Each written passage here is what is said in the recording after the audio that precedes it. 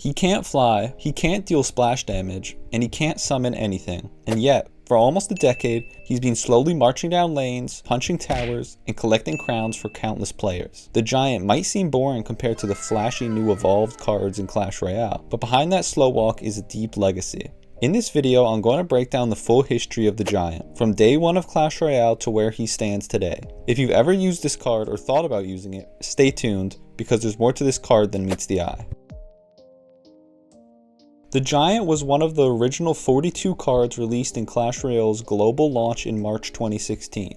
As a rare card, he cost 5 elixir and had a simple purpose: walk to the tower and punch it. He is straightforward and effective, with high hit points and good single target damage towards towers. Early on, the Giant was a staple win condition for players in all arenas. Since he only targeted towers, it made him an ideal tank, capable of soaking up tons of damage while beating down towers he came in contact with. In a time when players were still learning how to build decks, the Giant offered something simple and reliable. He quickly became one of the most used cards in the game early on, because he was easy to use and the game lacked a lot of counters to him. You could drop him in the back, build up a push behind him, and force your opponent to deal with a massive push that was hard to stop. Especially when paired with a witch, in the early days most people would use mini Pekka and Inferno Tower to deal with the Giant. But when it was paired with a witch spawning skeletons behind it, it would become very hard to stop. Since players weren't as skilled back then as they are today, this made the Giant a lethal card in the beginning days of the game, but it wouldn't last long. As the months passed, the Giant's dominance began to show. His damage output and tankiness were a bit too much when combined with almost any support troops. One of the most popular decks at the time was the Giant Poison deck. The Giant would beat down towers with its high hit points, while the poison would be placed on top of it to eliminate any swarm cards, as well as chip down the tower's health. The poison was also very effective with the Giant, because it could be used to help destroy other buildings that the Giant was lured to. So in September 2016, Supercell decided to nerf the Giant and reduce his damage by 5%, and then in October, his hit points were cut by another 5%. These weren't massive changes, but they were enough to make him less effective. Supercell clearly saw that his role as a relatively cheap and tanky win condition needed fine-tuning. Even after the nerfs though, the Giant remained strong. He was still the best choice for players who wanted to build a simple, strong push without overcomplicating things. But that didn't stop the Giant from having an all-time low usage rate, with the popular Giant Poison deck declining in popularity because of these nerfs, leaving players looking for an alternative. In 2017 and 2018, Clash Royale became more and more popular. Dozens of new cards were introduced, new arenas were added, and the meta evolved in many different ways, yet the Giant stayed the same. He didn't receive many balance changes during this time, apart from a minor 2% hit point reduction in November 2018. But what did change was how players saw him. As more unique and complex cards were added to the game, the Giant started to feel a bit outdated to lots of Clash players at this time. However, many players still used him. He was already upgraded to a higher level than newer cards for most people since he was released when the game was released. He was easy to understand, and still was a good option for a tank. While he wasn't topping the usage rates in the professional scene, he still held a solid place in mid-ladder parts of the game. His playstyle never changed over the years: slow, simple, and effective.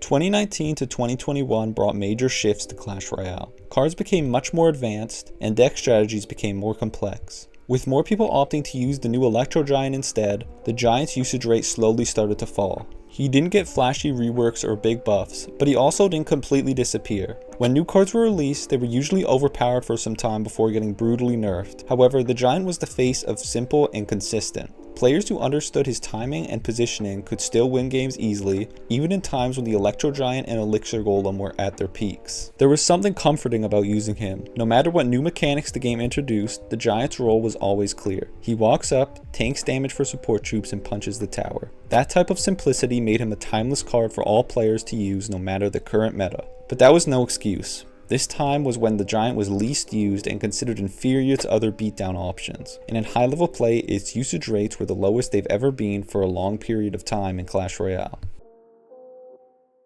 By this point, Clash Royale had gone through many updates, including new mechanics and content that changed how people played the game since its release. The Giant didn't receive evolutions when they were first introduced, and at this moment he still hasn't. But he was still in decks and all over the ladder. For many players, the Giant was the card they started with and never stopped using. He was one of the most consistently leveled up cards because he's unlocked early in the game and has low learning curve for the average beginner player. Not to say that was his only use though. He was still strong in decks like Giant Prince, featuring a giant alongside a prince and a dark prince, and giant graveyard decks, just to name a few. And at one point during this time, he had a 30% usage rate with a 56% win rate in grand challenges. At a time when other cards were consistently being rebalanced, the Giant's stats remained untouched. He wasn't broken, he wasn't weak, he's the story of one of the most balanced and fair cards in the entire history of Clash Royale.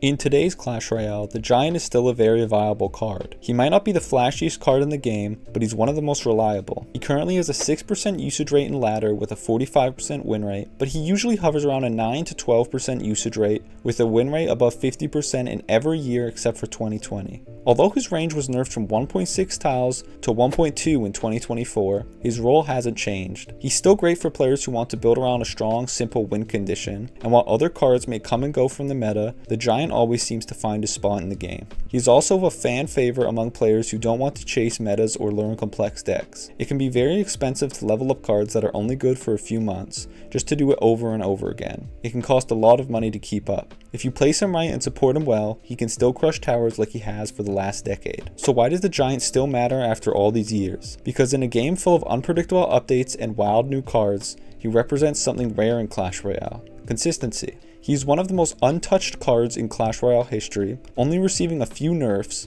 He hasn't been changed in almost 7 years. He doesn't need fancy mechanics to make an impact, he doesn't need attention, he just does his role as a tank. For many players, that's more than enough to ask from a 5 elixir card. The Giant may not be the flashiest or most popular card, but he's one of Clash Royale's most iconic. And if you've ever used him, you know there's something satisfying about watching him reach the tower and land a few hits while your supporting troops destroy the rest of it. I hope you enjoyed this look back at the history of the Giant. These videos take a long time to make, so if you did enjoy, consider subscribing, and I'll see you guys in the next one.